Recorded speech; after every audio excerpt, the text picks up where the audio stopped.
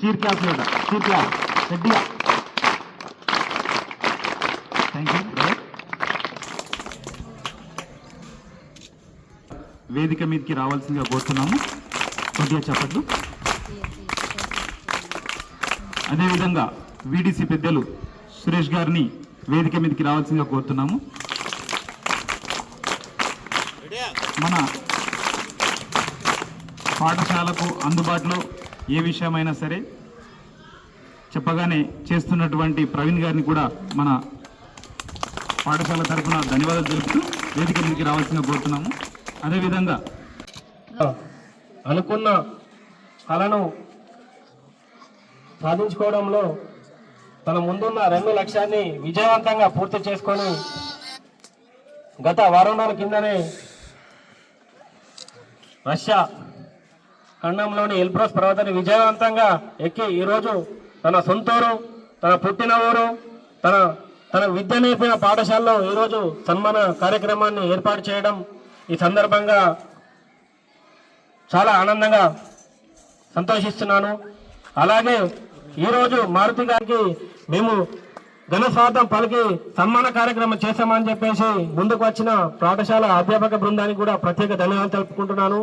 అలాగే మారుతికి వెన్నంటూ ఉంటూ ప్రతిక్షణం మారుతికి సలహాలు సూచనలు ఇస్తున్న వివేకానంద యూత్ విభాగ్ వారికి కూడా నా హృదయపూర్వక ధన్యవాదాలు తెలుపుకుంటున్నాను. అలాగే మారుతి గారు ఎక్కడో చదవలేదు, ఇక్కడ నుంచే తన క్రీడా రంగాన్ని నైపుణ్యాన్ని తనకు మన పాఠశాల ఉపాధ్యాయులు కల్పించారు. అలాగే ఇక్కడున్న ఉపాధ్యాయ బృందం కూడా మా నాలేశ్వర పిల్లల్ని మీ సొంత పిల్లలుగా అనుకొని వారికి ఏ కళారంగంలో నైపుణ్యం ఉన్నదో కళారంగాన్ని బయటకు తీసి మారుతులాగే వీళ్ళందరూ కూడా తయారు చేయాలని చెప్పేసి మీకు మనస్ఫూర్తిగా నేను కోరుకుంటున్నాను.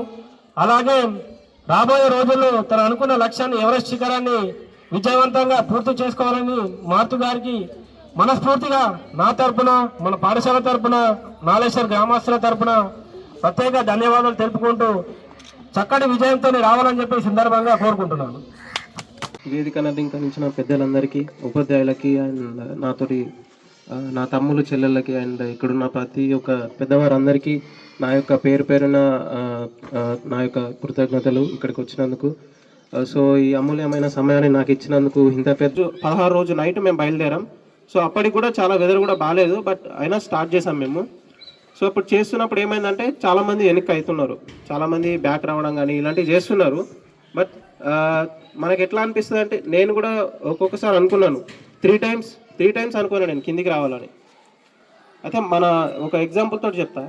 నార్మల్గా మనం ఒక ట్రైన్ టికెట్ బుక్ చేసి అది మిస్ అయినాం అనుకోండి, తిరుపతికి కానీ ఎటన్నా కానీ ఒక ట్రైన్ టికెట్ బుక్ చేసినాం ఒక ఇద్దరికి, ఒకళ్ళు మిస్ అయ్యారు, మనం పోవాలి. వాళ్ళు మిస్ అయిన వాళ్ళు